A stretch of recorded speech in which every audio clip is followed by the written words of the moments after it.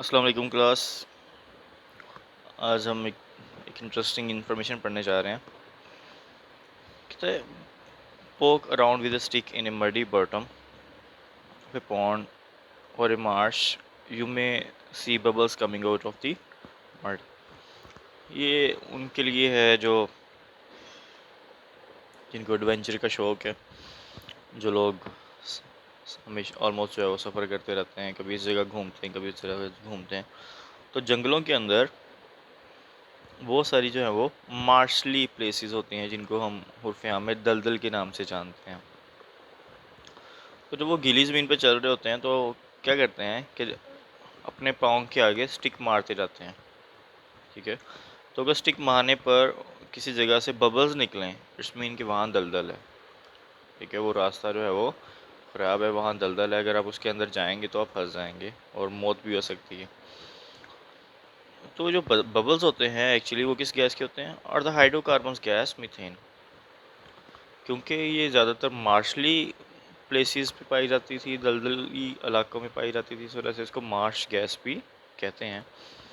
And if you collect the gas in a jam jar you can see fire, you can set fire to it definitely, क्योंकि वो methane है। तो अगर आप इसको किसी तरीके से बंद कर लेते हैं जार वगैरह के अंदर, इसको इकट्ठा कर लेते हैं, तो इसको हम जला सकते हैं।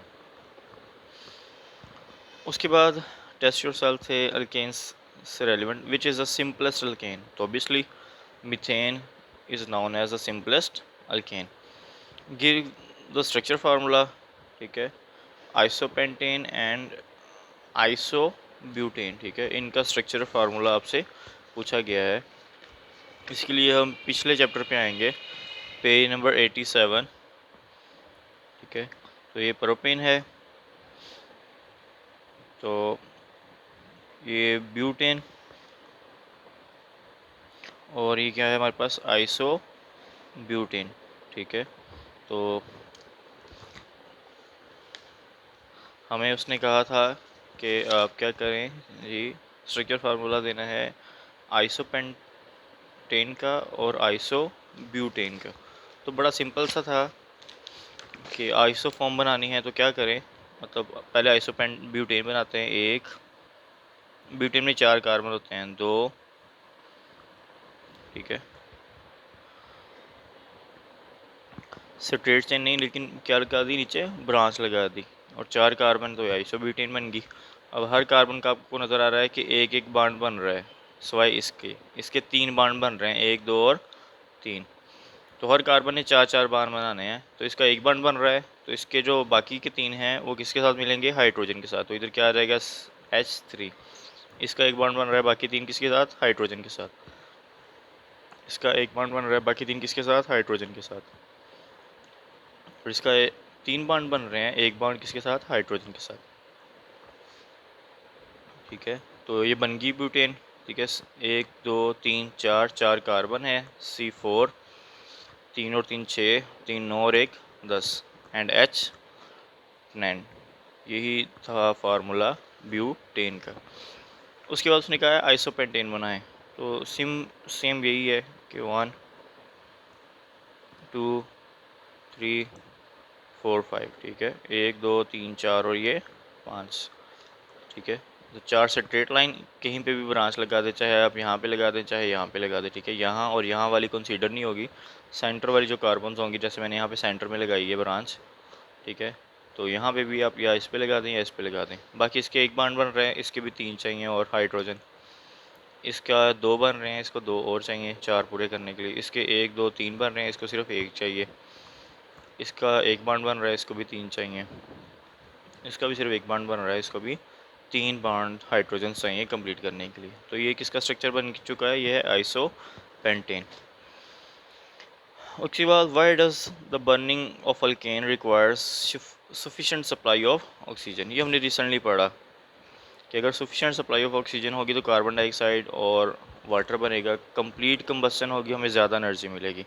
लेकिन अगर लिमिटेड सप्लाई ऑफ ऑक्सीजन है तो इनकम्प्लीट कंबस्शन होगी, ठीक है। और जिसकी वजह से हमारे पास कार्बन डाइऑक्साइड जो है वो प्रोड्यूस होती है, और इससे हमें सफोकेशन भी होती है।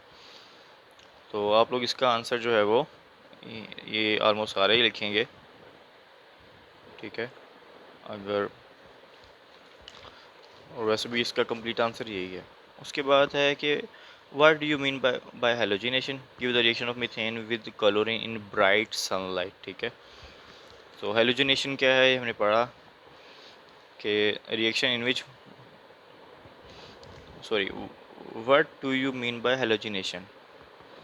ठीक है, तो इसमें हम क्या करेंगे कि ये जो रिएक्शन लिखा हुआ है कि reaction in which one or two atoms of hydrogen atom of a saturated compound are replace with some other atoms like halogen is called substitution reaction.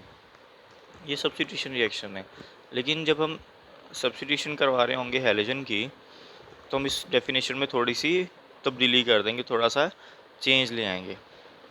ठीक है, और क्या कर देंगे, हम कहेंगे कि replacement of halogen atom with hydrogen. ठीक है, या substitution of halogen atom with hydrogen of an alkane और hydrocarbon is known as halogenation. ये सिंपली अब ये भी कह सकते हैं कि एडिशन ऑफ हैलोजन। ठीक है, बल्कि एडिशन से बेहतर यही है कि आप सब्स्टिट्यूशन ही कहें कि substitution of halogen atom with hydrogen of an alkane, ठीक है, इज नाउन एज हैलोजिनेशन।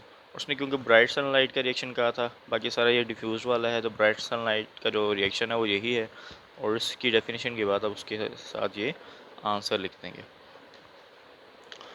उसके बाद ये लास्ट इंटरेस्टिंग इन्फॉर्मेशन में कहता है orchid produce alkanes to interact bees to pollinated their flower. ठीक है, कि ऑर्चिड जो प्लांट्स हैं वो अल्केन गैस जो है वो प्रोड्यूस करते हैं ताकि जो इंसेक्ट्स हैं वो उसकी तरफ खींचे चले जाएँ। तो आज के लिए इतना काफ़ी है, कल इंशाअल्लाह अब हमारा जो अल्केन्स का टॉपिक है वो सारा कंप्लीट हो चुका है। तो आप लोग भी बच्चों साथ साथ करते हैं, ये बहुत बहुत बहुत इंपॉर्टेंट चैप्टर है, इसमें से हम कुछ भी स्किप नहीं करना चाह रहे हो, ना ही हम करेंगे। तो अपना ख्याल रखें और इसको याद करें। अल्लाह हाफिज़।